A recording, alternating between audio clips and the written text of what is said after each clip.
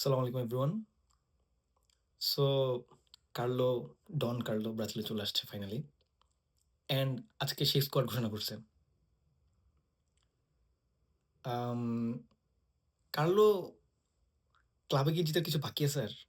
এমন একটা প্রোফাইল যে Milan, Chelsea, Bayern, PSG, Juventus and of course Real Madrid. প্রত্যেকটা টিমের সাথে মানে সব ট্রফি জিতছে ও, রাইট? এবং ডন কার্লো একটা স্মোক করবে, সিগারেট ধরাবে। আই মিন অ্যান্ড ওর যে ফ্লাইটটা অলমোস্ট ১৫,০০০ মানুষজন ফ্লাইট ট্র্যাক করছে। সো এ হোল স্টোরি, হোল প্যাকেজ, ব্রাজিলের ইতালিয়ান কোচ। আমাদের কি এক্সাইটেড হওয়ার কি কোনো, আমরা কি এক্সাইটেড হব? আই থিঙ্ক আমাদের এক্সাইটেড হওয়া উচিত। কেন না? Right? Of course it's Carlo Ancelotti.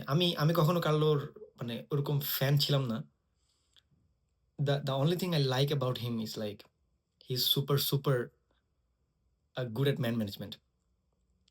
Alright, so আমরা কেন এক্সাইটেড হব, কেন এক্সাইটেড হওয়া উচিত as a Brazilian fan? Let's talk about that.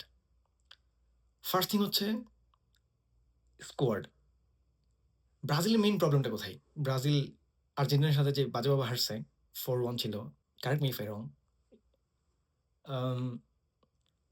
Main problem ছিল আমাদের মিডফিল্ডে। আমাদের মিডফিল্ড লাইক ফাংশনই করতেছে না। And to be very honest, আমি ন্যাশনাল টিমের খেলা খুব একটা দেখি না without world cup. So I think আমি খুবই ভালো জাজ করতে পারবো না ন্যাশনাল টিমের খেলা। বাট অ্যাগেইন, যে স্কোয়াডটা আমাদের আমরা পাইছি, আমি আসলে খুবই সারপ্রাইজড হইছি বললেও ভুল হবে। I am not surprised. এরকমই স্কোয়াড হওয়া উচিত ব্রাজিলের, রাইট? আমি খুবই খুশি হয়েছি অ্যান্ডারসনের ইনক্লুশন দেখা। ক্যাসেমিরো, তারপর Andre Santos, Carlos Augusto and of course Antony. একটা দুটো প্লেয়ার নিয়ে কথা বলা উচিত। ক্যাসেমিরো থেকে আমরা আরও কিছু পাওয়ার আছে। আমার মনে হয় ক্যাসেমিরো আরও ব্রাজিল টিমকে কিছু দেওয়ার আছে। And Anderson is, if I am not wrong, আমি ওর খেলা যতটুকু দেখছি, he is one of the like highly rated midfielder right now.